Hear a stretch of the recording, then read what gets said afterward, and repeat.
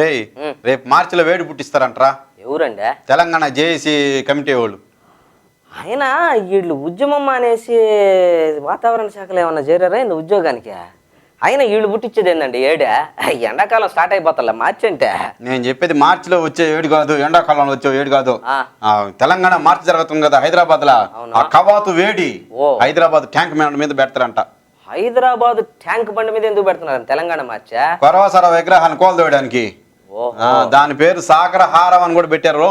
Director K విశ్వనాథ్కి మంచి title ఇచ్చారు కదండి. మళ్ళీ కె విశ్వనాథ్ టైటిల్ ఇచ్చేది కె విశ్వనాథ్ సినిమాలు అన్నీ అయ్యే కదా, సాగర సంగమం, స్వాతి ముత్యం, స్వాతి కిరణం ఇయ్యే కదా, సిరివెన్నెల అట్టటియే కదా. అయినా వీళ్ళు మాజీ ముఖ్యమంత్రి ఎన్టీ రామారావుని ఆదర్శంగా తీసుకున్నట్టున్నారండి తెలంగాణ ఉద్యమానికి. తెలంగాణ ఉద్యమానికి కాదు, ఆ ఉద్యమానికి పేర్లు పెట్టడంలో. మామూలుగా రామారావు ఎట్టాడి పేర్లు పెట్టేవాడు అప్పుడు సచివాలయంలో పేర్లు పెట్టాడు కదండి బిల్డింగ్లకి. ఏం పేర్లు? జయసుధ, జయప్రద, కన్నాంబ, కాంచన, జమున ఈ పేర్లు పెట్టలేదు. వాటి పేరు జయసుధ, జయప్రద, కాంచన, కన్నాంబ కాదురా, సుజల, సుఫల, సువిధ. అదే ఆ మాదిరే వీళ్ళు కూడా ఆమరణ నిరాహార దీక్ష తెలుగు, సకల జనుల సమ్మె తెలుగు, ఇప్పుడు మళ్ళీ తెలంగాణ కవాతు. అయినా వీళ్ళు అట్టటి తెలుగులో పెడుతున్నారంటే తెలుగు మీద గౌరవం ఉన్నట్టే కదండి. ఏం గౌరవం రా? తెలుగు తల్లిని దెయ్యం అంటుంటే ట్యాంక్ బండ మీద ఎన్టీఆర్ పెట్టిన విగ్రహాలన్నింటిని కోల్దోస్తుంటారు. అయినా 29వ తారీఖు గణేష్ నిమజ్జనం ఉంది, 1వ తారీఖు జీవ వైవిధ్య సదస్సు ఉంది, ఈ మధ్యలో 30వ తారీఖు పెట్టారేందండి ఇలా? అక్కడే ఉందో కిటుకో. ఏందో 29వ తారీఖు పోలీసు వాళ్ళు వినాయక నిమజ్జనంలో బిజీగా ఉంటారు కదా, బాగా అలిసిపోయి 30వ తారీఖు కవాతుకు ఆధార్ గారులే మనం బ్రహ్మాండంగా చేసుకోవచ్చు కవాత్ అని చెప్పి వాళ్ళ ప్లాను. అంత సీన్ లేదు, ఆడ పొట్టలుగా దించుతున్నారు పైనుంచి. ఏం దించేది? పోలీసు వాళ్ళని ప్రత్యేక బలగాల్ని పంపిస్తుంది కేంద్ర ప్రభుత్వం. అయినా వాళ్ళు ప్రజాస్వామ్యయుతంగానే ఉద్యమం చేస్తానంటున్నారు కదరా. ప్రజాస్వామ్యయుతం అంటే బస్సులు తగలబెట్టడం, రైళ్లు తగలబెట్టడం, ట్యాంక్ బండి మీద విగ్రహాలు దోసేయటం, ఏపీ భవన్లో ఆ దళిత సెక్యూరిటీ ఆఫీసర్ని దానటం, ఆ ఉస్మానియా యూనివర్సిటీలో వాహనాలు తగలబెట్టడం, పోలీసు వాళ్ళ మీద రాళ్ళు వేసరడం, ఇయా ప్రజాస్వామ్యయుతం అంటే. ఒరే కోదండరాము మిగతా జేఏసీ నేతలందరూ కలిసి ఆమె హోంమంత్రి సబితా ఇంద్రారెడ్డిల్లా ఆమె దగ్గరికి వెళ్ళారా.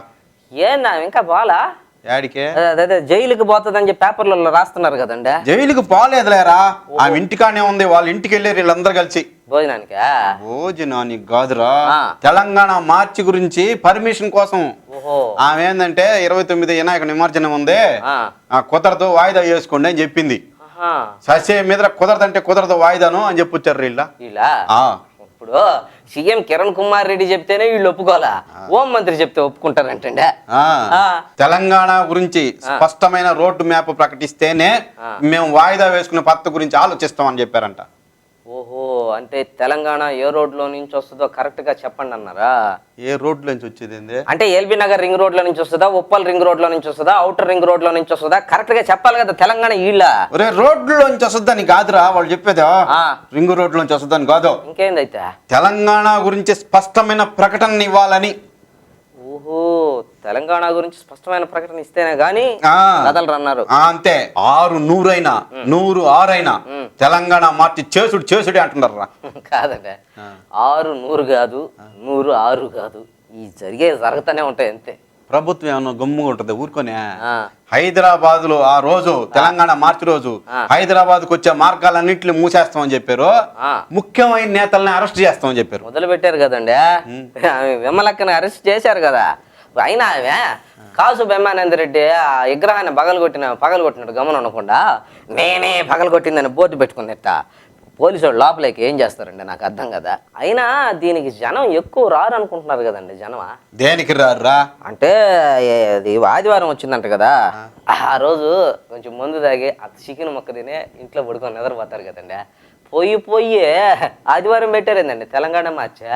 నడుస్తున్న పొద్దు మీద నడుస్తున్న కాలమా పోరు తెలంగాణమా, పోరు తెలంగాణమా, కోట్లాది ప్రాణమా, బల బల బల బల బల బల. నడుస్తున్న పొద్దు మీద నడుస్తున్న కాలమా పోరు తెలంగాణమా, పోరు తెలంగాణమా, కోట్లాది ప్రాణమా, కోట్లాది పసి ప్రాణమా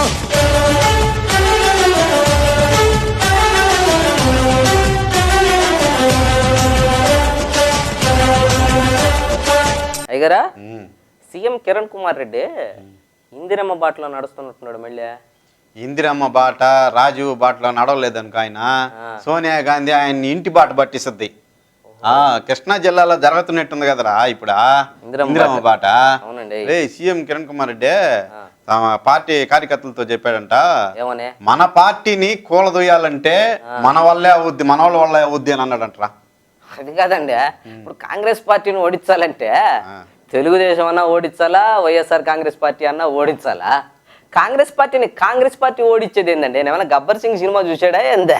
తెక్క మాట్లాడుతున్నాడా? నాకు కొంచెం తెక్క ఉంది, దానికి ఒక లెక్క ఉంది అని పవన్ కళ్యాణ్ చెప్పాడు కదా ఆ సినిమాలో. ఈ కిరణ్ కుమార్ రెడ్డి కూడా ఊరినే చెప్పాల ఆ మాట. ఈళ్ళల్లో ఈళ్లే కొట్టుకొని వస్తున్నారు, దానికని ఆ మాట అన్నాడు ఆయన.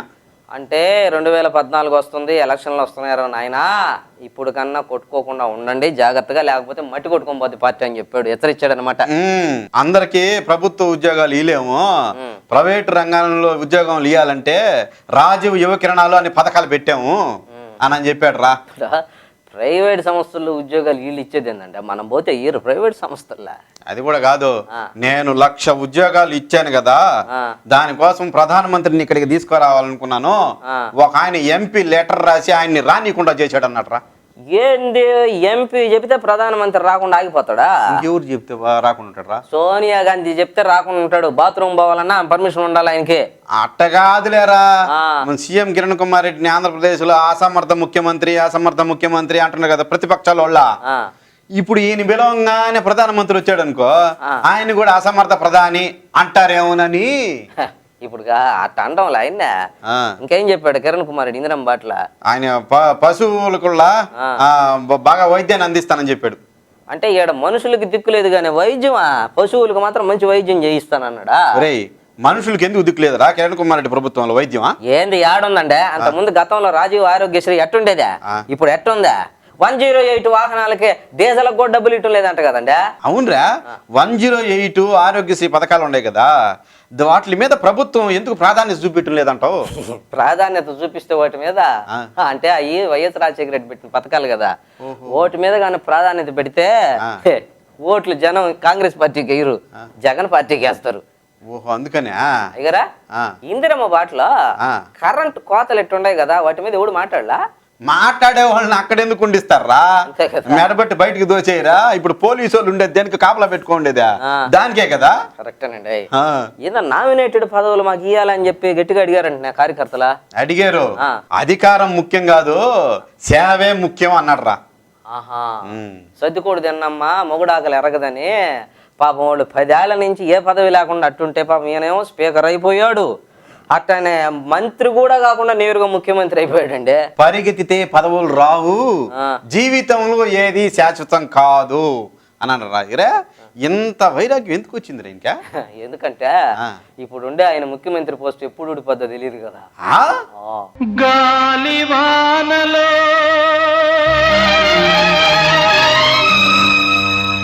వాన నీటిలో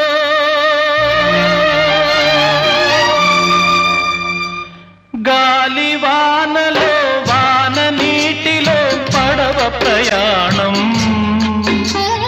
తీరమెక్కడో గమ్యమేమిటో తెలియదు పాపం. అయ్యగారా, మీరు ఎప్పుడన్నా ఎవరికన్నా లెటర్లు రాశారండి? ఎందుకు రాయలేదురా, మా నాయనమ్మకు నేను ఎన్ని లెటర్లు రాశానో కూడా నాకు చాలా లెటర్లు రాసింది రో. నేను అడిగేది మీ నాయనమ్మకి రాసిన లెటర్ల సంగతి కాదు, అమ్మాయిలకి ఎవరికన్నా లెటర్లు రాశారా అని. రాశాను రో. ఏంది రత్తాల వాళ్ళ అమ్మకి రాశారా ఏందే? రత్తాలకు కాదు, రత్తాల వాళ్ళ అమ్మకి కాదు, ఆ పక్కింటి అమ్మాయికి రాశాను రా లవ్ లెటర్. రిప్లై వచ్చిందండి? పొద్దున్నే వాళ్ళ అమ్మ వచ్చింది. భలే అదృష్టవంతులు అయ్యారు మీరు మాత్రం. అమ్మాయికి లవ్ లెటర్ రాస్తే అమ్మ వచ్చిందండి. వచ్చి ఏం చేసిందండి? చెప్పుతో కొట్టింది. కొత్తదా పాద్దా? కొత్తదా ఉన్నట్టుంది, దెబ్బ బాగానే తగిలింది. కొట్టర్ అయితే చెప్పుతోటే తెక్క బాగా కుదిరుంటది. అయినా మీ ఫేస్ కు లవ్ లెటర్ రాసుడు ఎవడన్నా? అది కాదండి రే, పక్క రోజు ఉదయం ఆ అమ్మాయి కూడా వచ్చింది రో. ఈసారి చీపురు కట్ట పట్టుకొని వచ్చి ఉంటుంది కదా. నేను చెప్పేది ఏంట్రా ఎదవా, చెప్పండి. చీపురు కట్ట కాదు పట్టుకొచ్చింది. ఆ, నేను రాసిన లెటర్ పట్టుకొచ్చి ఆ, అది నా చేతిలో పెట్టి ఆ, ఏం చెప్పిందంటే? వద్దులేరా బాగుండదా. ఒరే చెప్పండి, ఏం చెప్పిందా? వద్దులే బాగుండదు. ఏం చెప్పిందో నేను చెప్పమంటారా? ఆ. ఒరే యాదవా, లవ్ లెటర్ కూడా సరిగా రానివాడికి నీకు ఎందుకు లవ్ లెటర్ అని పుక్కని ఊసి చచ్చిపోయి ఉంటుంది కదా. అయినా లెటర్లు రాయటం అనేది ఒక కళ అండి. ఆ కళ బీజేపీ మాజీ రాష్ట్ర అధ్యక్షుడు ఒక దత్తాత్రేయ దగ్గరే ఉంది. వైఎస్ రాజశేఖర రెడ్డి ముఖ్యమంత్రిగా ఉన్నప్పుడు 147 లెటర్లు రాశాడండి రాజశేఖర రెడ్డికి. ఆయన ఆ వైఎస్ రాజశేఖర రెడ్డి అన్ని తీసుకుపోయి చెత్తపుట్లో పడేశాడు కదా. తర్వాత రోషయ్య ముఖ్యమంత్రి అయిన తర్వాత కూడా రోషయ్య వేసాడు రాశాడు. ఈయన రోషయ్య కూడా తీసుకుని పోయి చెత్తపుట్లో పడేశాడు. రోషయ్య అంత తెలివి తక్కువడు కాదండి. ఆయన చెత్తపుట్లో వేయాల లెటర్లు కట్టగట్టే తోకానికి అమ్ముకొని ఉంటాడు. తెలంగాణ గురించి ఎమ్మెల్యేలు, ఎంపీలు, మాజీ మంత్రులు, టిఆర్ఎస్ నాయకులు అందరూ కలిసి కేంద్ర ప్రభుత్వానికి లేఖలు రాశారా. తెలంగాణ ఏమనే ఇటు సమైకాంధ్ర వాళ్ళు కూడా రాశారులేండి. లగడపాటి రాజగోపాల్, కావూరు సాంబశివరావు, శైలజానాథ్, ఆనం వివేకానంద రెడ్డి, సోమిరెడ్డి చంద్రమోహన్ రెడ్డి వీళ్ళంతా సమైకేంద్ర కావాలని లెటర్లు రాసిలా. చంద్రబాబు నాయుడు కూడా రాశాడు ప్రధానమంత్రికి లెటర్. అంటే ఈయన ఎప్పుడు ప్రధానమంత్రిగా తీసేసి రాహుల్ గాంధీని ప్రధానమంత్రి చేస్తారు సోనియా గాంధీ అని రాశాడే. రాహుల్ గాంధీని ప్రధానమంత్రిని చేయటం గురించి కాదురా రాసింది, ఆయన తెలంగాణ విషయం గురించి రాశాడు. ఓహో, ఆ 2 కళ్ళ కాన్సెప్ట్ దెబ్బ ఇంకా మర్చిపోయినట్లేదండి. ఇంతకు ఏమని రాశాడండి చంద్రబాబు? మేము 2008లోనే ప్రణబ్ ముఖర్జీ కమిటీకి తెలంగాణ గురించి లేఖ రాసాము అని అన్నాడు రా. మరి 2008లోనే లేఖ రాస్తే ఆ సంగతి ఇతర పార్టీలకు తెలియదు. లేఖ రాసిన సంగతి ఎందుకు తెలియదురా? మరి తెలిసినప్పుడు ఊరు మంగళం మీద పడిందని చంద్రబాబు లేఖ రాయలేదు, చంద్రబాబు లేఖ రాయలేదు, ఇంకా రాయలేదు అంటానండి. నాకు అర్థం కదా. అందుకని మళ్ళీ ప్రధానమంత్రికి కూడా లేఖ రాశాడు. మళ్ళీ తర్వాత వీళ్ళ పోరు బడలేక ఏమని రాశాడండి? మీరు అఖిల పక్షం మీటింగ్ పెట్టండి, నాంచకుండా తెలంగాణ విషయాన్ని అక్కడికక్కడికే తేల్చేయమని చెప్పాడు. ఏంది అక్కడికక్కడే తేలిపోద్దా తెలంగాణ విషయమా? అంటే కర్ర ఎర్రకుండా పాము సావకుండా రాశాడు అన్నమాట జాబు. చిత్తరాల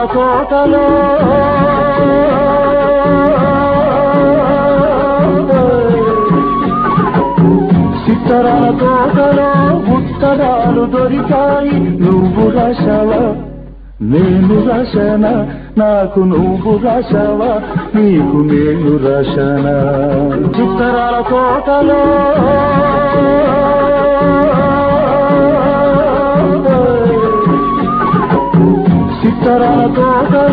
ఉత్తరాలు దొరికాయి, నువ్వు రాశావా నేను రాశానా, నాకు నువ్వు రాశావా నీకు నేను రాశానా. ఏందే కదా ఎట్టుంది మీకు షుగరా? రోజు రోజుకి ఎక్కువైపోతుందిరా. ఎక్కువగా ఏం చేస్తుంది? రోజు షీప్ లెక్కర దాకా బీఫ్ బిర్యానీ తింటుంటే. ఒరేయ్, లెక్కరు బిర్యానీ తింటే షుగర్ రాదంట. ఇంకేం తింటే వస్తుందా? స్వీట్లు తింటే వసద్దంట. ఒరే అయినా నేను ఎన్ని తింటున్నాను రా రోజుకి స్వీట్లా? 3-4 తింటుండా. 3-4 స్వీట్లు తింటే రాదా షుగర్? అయినా వంశపారంపర్యంగా షుగర్ వస్తుందని చెప్తారు ఏందండి?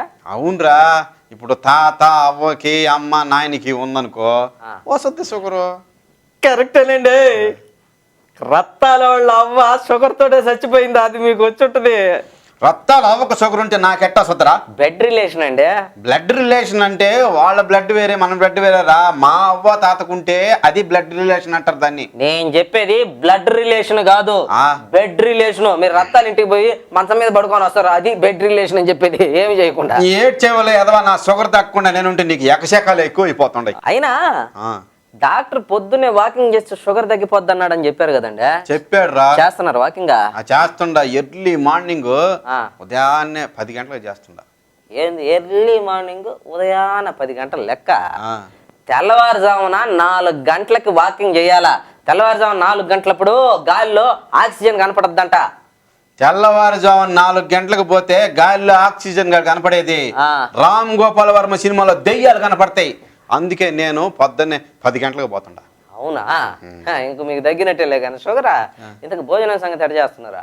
భోజనం సంగతి ఏంది, డాక్టర్ 1 కప్పు రైస్ తినమని చెప్పాడు మధ్యాహ్నము, సాయంత్రం 2 చపాతీలు తినమని చెప్పాడు రా. తింటున్నారా 2 చపాతీలా? అంటే ఈ చపాతీలు తినమని చెప్పాడు కానీ అవి భోజనానికి ముందు తినాలా భోజనం తర్వాత తినాలా అర్థం కాక నాక ఆ. భోజనానికి ముందు 2 తింటుండా భోజనం తర్వాత 2 తింటున్నాను రా 4 చపాతీలు తిని భోజనం చేస్తున్నారా? ఒక పని చేయండి, 40 చపాతీలు తినండి, పేడ వదిలిపోద్ది. అయినా ఇంకేం తగ్గదండి మీకు షుగరా? అయినా మా బోటోళ్ళకి ఇంకా షుగర్ కి మందులు వాడబడలేదు, ఇంజక్షన్లు వాడబడలేదురా. హైదరాబాద్ వాళ్ళు మందు కనిపెట్టారు. అబ్బా ఏం మందండి? ఇప్పుడు ఐలెట్ కణాలని ఉంటాయంట, అవి శరీరంలోకి కానీ ఎక్కిస్తే ఇన్సులిన్ ఉత్పత్తి అయ్యి షుగర్ లెవెల్ తగ్గిపోద్దంట. అప్పుడు ఎంత చక్క స్వీట్లు తినొచ్చు రే.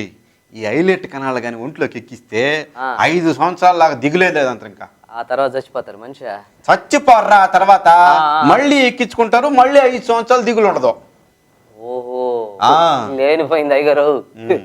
వాళ్ళు ఐలెట్ కణాలు ఎక్కించబోయి ఎయిడ్స్ కణాలు ఎక్కించారు అనుకో, గడపలో కూడా రాలేదు రత్తాలు. జాగ్రత్త. ఏడ్చెవలే ఎదవా శుభం బలకరా అంటే పెళ్లి కూతురు మొన్న మోసిందన్నాడంట ఇట్టోడు ఒకడు. అవి ముందు కోతుల మీద ప్రయోగం చేశారంటరా, భలే సక్సెస్ అయిందంట. కోతుల మీద ప్రయోగం చేసి మీకు ఇస్తే ఇంక ఇబ్బంది లేదండి అసలు మీకు. అంత కరెక్ట్ గా చెప్పావురా. అంటే మీకు దానికి చాలా సంబంధం ఉంది, అని మీరు చేసేది కోచేస్తలే కదా. అయినా ఈ ఐలెట్ కణాలు శరీరంలోకి ఎక్కించడానికి అమెరికాలో 50 లక్షల నుంచి ₹1 కోటి దాకా ఖర్చు అవుద్దంటరా. అంటే మీరు ఇప్పుడు మీ ఆస్తి అంతా అమ్మేసినా కూడా మీ షుగర్ తగ్గదన్నమాట. అంత అవసరం లేదు. ఇప్పుడు ఏమో హైదరాబాద్ లో 2 లక్షలకే చేస్తుంటారు ఈ వైద్యం. 2 లక్షలనే చెప్తారు. మైనోళ్ళ మీకు ఐలెట్ కణాలు ఎక్కించేటప్పుడు మొత్తం మంది ఇచ్చే ఒక కిడ్నీ కొట్టేస్తారు, సరిపోద్ది. అయినా మీరు చూడటం లేదండి, కార్పొరేట్ ఆసుపత్రులు ఎట జరుగుతున్నాయి. ఇప్పుడు ఠాగూర్ సినిమా చూడ చచ్చిపోయిన శవానికి 5 లక్షల రూపాయలు బిల్లు వేశారు. అట్నే మిమ్మల్ని బల్లం మీద పడుకోబెట్టి ఐలెట్ కణాలు ఎక్కించేటప్పుడు ముందు 2 లక్షలు అని చెప్పారు కదా, ₹1 కోటి అవద్ది, ఇది ఎక్కించకపోతే నువ్వు చచ్చిపోతావని చెప్తారు. అయినా ₹1 కోటి పెట్టి నేను షుగర్ వైద్యం ఎందుకు చేయించుకుంటాను రా? చేయించుకోకపోతే షుగర్ ఎట్ట తగ్గద్దండి, నాకు అర్థం కాలేదా? ఒక స్వీట్ తింటా, ఒక టాబ్లెట్ వేసుకుంటా రా. అయినా మన బోటోళ్ళకే ఎందుకు వస్తుంది షుగర్? రాజకీయ నాయకులకు రాదా? రాజకీయ నాయకులకి ఎందుకు రాదండి? వాళ్ళకి బీపీ షుగర్లు ఉంటేనే కదా అంతలామని అరుస్తున్నారా పార్లమెంట్ లో, అసెంబ్లీలో.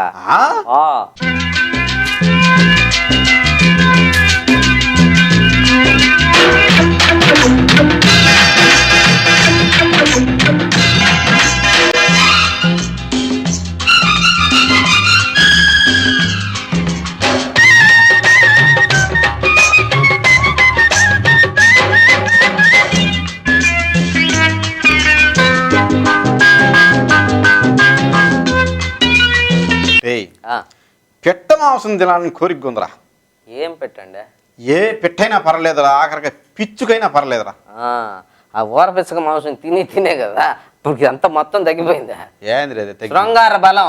అరే నిజమే, ఊర పిచ్చుక లేహ్యంగా తింటే అబ్బా భలే పని చేసద్దంటరా. మోతాదు వరకే తినాలండి, దాన్ని మించి తినే కదా మీకు అసలు రత్తాలు ఇంటికి పోతే తరిపారు అవుతుంటారు మిమ్మల్ని ఇంటికాడి నుంచి. సరేలే, అయినా కానీ ఇప్పుడు పిచ్చుకలే కనపట్టలేదు. ఏందిరా ఎట్ట కనపడుతున్నాయి? మన వాళ్ళు ఏమన్నా చిన్న జనమా? అది కాదండి, సెల్ ఫోన్ లో ఒకటి కనిపెడుతుంది. ఆ సెల్ ఫోన్ రేడియేషన్, టవర్ల రేడియేషన్ వల్ల పిసుకులన్నీ చచ్చిపోతున్నాయి అంటండే. ఒరే పిసుకులు ఏందంటే మనుషుల ఆయుధాలే పోతుంటాయి. ఆయుధాలు కాదురా, ఈ అవయవాలు. అదే అవయవాలు అవి కూడా పోతున్నాయండి, మనుషుల అవయవాలే పోతున్నాయండి. ఇప్పుడు ఊర పిచ్చుక లేకేమో వయాగ్రా కన్నా పవర్ఫుల్ అండి. ఒరే వయాగ్రా కన్నా పులి పురుషాంగంతో చేసిన ఔషధం ఉంది ఒకటి, అదైతే ఇంకా సూపర్ భలే పనిచేస్తుందంట. చైనా వాళ్ళు మన సాధారణ వైద్యాలకి ఈ పులి పురుషాంగాన్ని వాడుతారంట వైద్యాన్ని. అవునా? నాకు పాతకాలంలో రాజులు ఏటకపోతున్నాం అని ఏటకపోయి పులుల్ని వేటాడతారని చెప్తే పులి గోళ్ళు, పులి చర్మము ఇంట్లో స్టేటస్ కి తెచ్చుకుంటారేమో అనుకున్నా. వీళ్ళు పోయేది పులి పురుషాంగానికి. ఏమైనా గాని వయాగ్రా వచ్చిన తర్వాత పులులు బతికిపోయినరా అయ్యారా. హైదరాబాద్ లో సీఎం కిరణ్ కుమార్ రెడ్డి గారి ప్రభుత్వం జీవ వైవిధ్య సదస్సు అని పెడుతుందంటే ఏందండి అదే? చెట్లని విపరీతంగా నరికేస్తున్నారు, దాని వల్ల భూతాపం పెరిగిపోయి అనేక రకాల జీవులు చచ్చిపోతున్నాయి.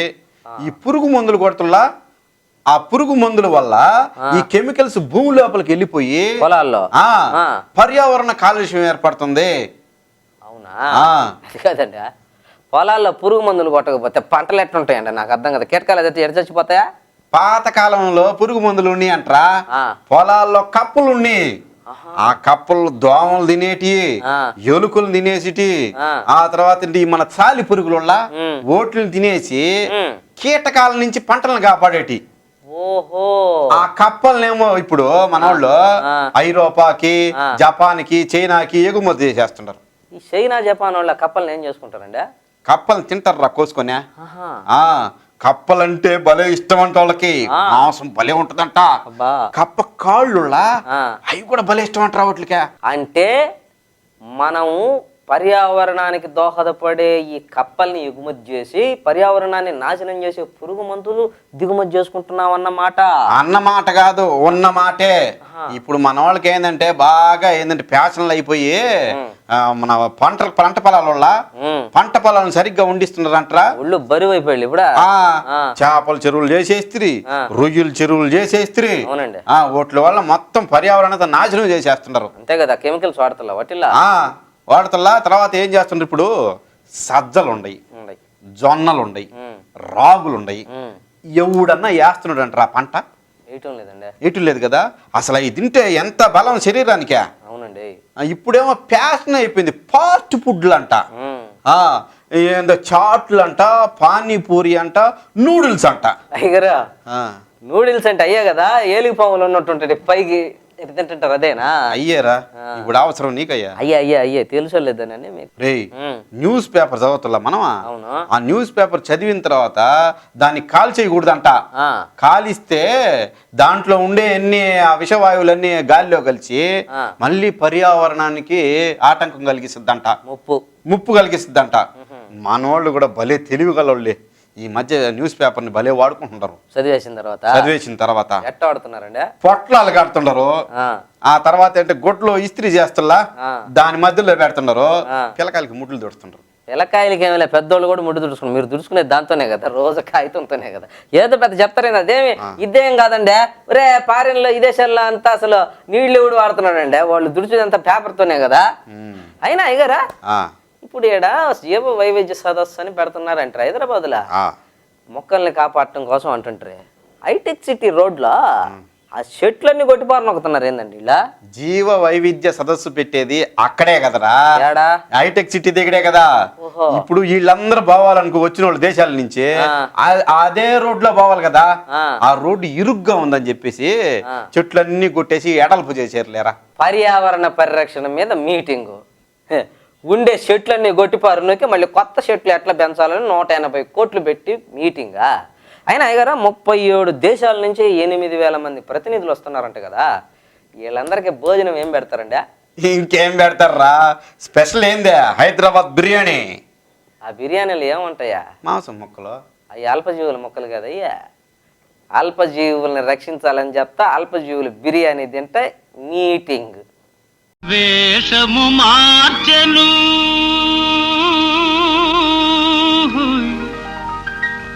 భాషను మార్చెను మోసము నేర్చెను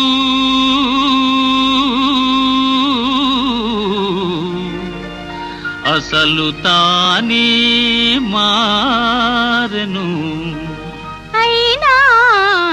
మనిషి మారలేదు, అతని మమత తీరలేదు. మనిషి మారలేదు, అతని మమత తీరలేదు. క్రూర మృగముల కోరలు తీసెను, ఘోరారణ్యములాక్రమించెను. క్రూర మృగముల కోరలు తీసెను, ఘోరారణ్యములాక్రమించెను. హిమాలయముపై జెండా పాతెను.